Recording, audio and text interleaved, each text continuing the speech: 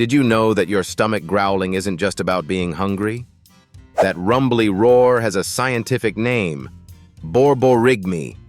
It happens when your digestive system contracts, pushing air, food, and fluids through your intestines. Think of it like a squeezing water hose, except instead of water, it's your gut doing its work. Sometimes it's louder when your stomach is empty because there's less to muffle the sound.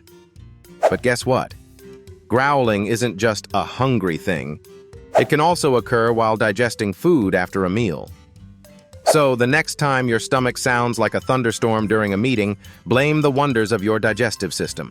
Science does its thing, loud and proud.